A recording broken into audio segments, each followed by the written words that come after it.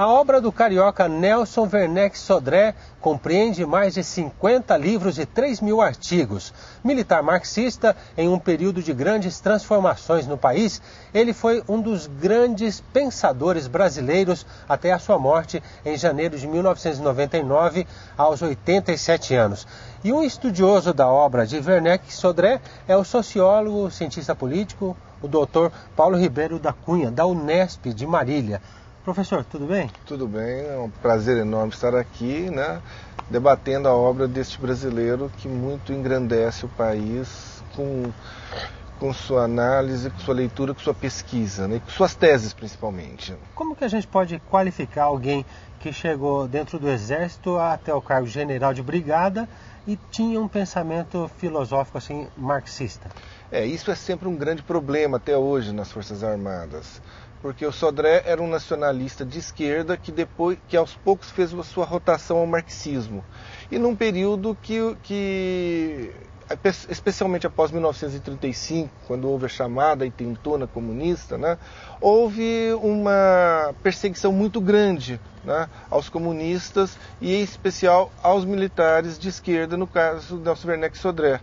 Então isso até hoje tem esse ranço enorme de toda uma geração de militares que muito lutou pelo país, muito fez pelo país. Eu só daria um exemplo prático.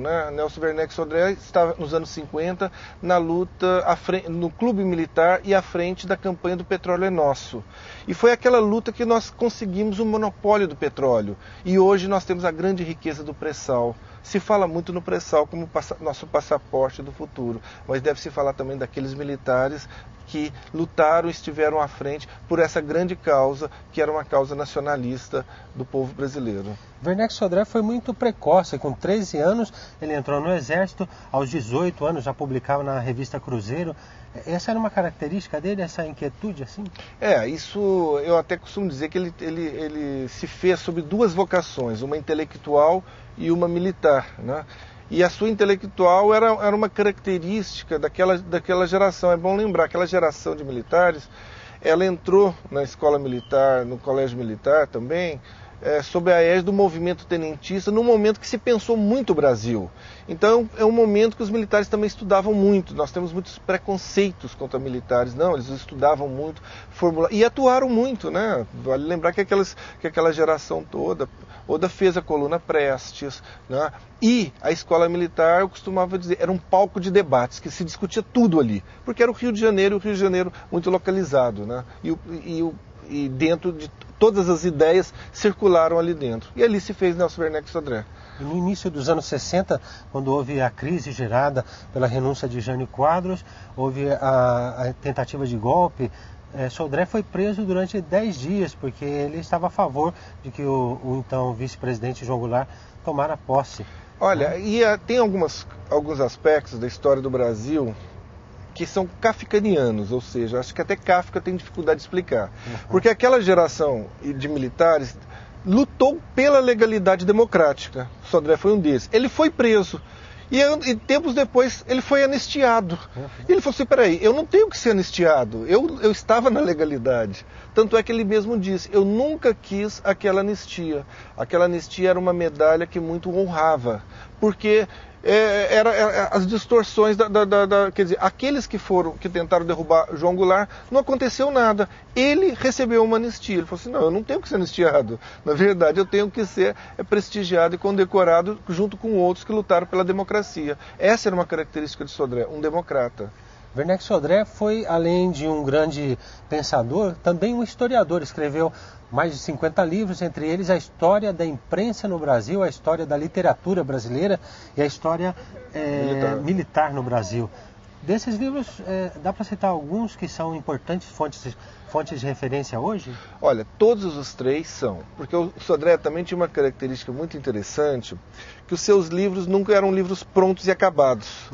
O História da Literatura, por exemplo, ele teve só a partir da terceira ou quarta edição que ele teve o formato atual. Eram sempre trabalhos que ele reavaliava o tempo todo. É um clássico, História Militar no Brasil é um livro importantíssimo para se entender o papel dos militares, e uma das suas teses centrais é que o Exército também esteve ao lado do povo em muitos momentos. Ele teve uma vocação democrática. Isso é algo polêmico até hoje, porque mal saímos da ditadura militar. E ele mostra isso, que o Exército ele sempre esteve ligado à sociedade, e muitas vezes influenciado ou não pelos rumos da sociedade. Não é algo fora da sociedade, como muitos analistas colocam. História da Imprensa é um livro extraordinário, porque é um livro que levou mais de 20 anos para escrever, e fez muito em cima da sua produção como jornalista, como articulista, né? Além de outros... Muita gente falava para ele atualizar esse livro. E evidentemente ele falava, eu não posso atualizar um livro que você leva 20 anos para escrever, que faz parte de um outro tipo de trabalho, né? Há também os outros 3 clássicos dele, que aí compõem a sua visão de nação e seu projeto de nação, que é a Introdução à Revolução Brasileira, né, a História da Burguesia Brasileira e Formação Histórica do Brasil. Então esses são livros até muito importantes, todos com várias edições. É muito interessante sempre caracterizar Sodré. É um autor que produziu fora da universidade, em alguns momentos com uma certa resistência de setores da universidade, especialmente a paulista. E hoje está sendo resgatado. Não só resgatado, mas sempre esteve também um autor que as suas teses, seus trabalhos teve uma receptividade muito grande do público. Daí também o fato dele não ter sido esquecido, é importante isso, né? A gente queria agradecer a participação do professor Paulo Ribeiro da Cunha, que é graduado e mestre em Ciências Sociais pela PUC e doutor pela Unicamp, e domina temas tão amplos como os movimentos sociais no campo, militares, esquerda militar, tenentismo, nacionalismo, socialismo, revolução, PCB. E o professor ainda participa do conselho editorial de várias revistas, como Novos Rumos, Lutas Sociais, Crítica Marxista e Antítese. Professor, ainda fazendo tudo isso aí, encontrou tempo para conversar com a gente te agradece muito. Não, é um prazer enorme estar na UEM, não é a minha primeira vez, tenho grandes colegas aqui. Aqui é um espaço muito importante para a dinamização de ideias e dessa reflexão. E quero agradecer também à revista Urutágua, né, ao Departamento de Ciências Sociais, a doutora Meire Matias, o professor doutor Osair, pela oportunidade de estar de novo na universidade dialogando com vocês sobre este tema, que eu acho que é um tema que vai ser recorrente daqui para frente.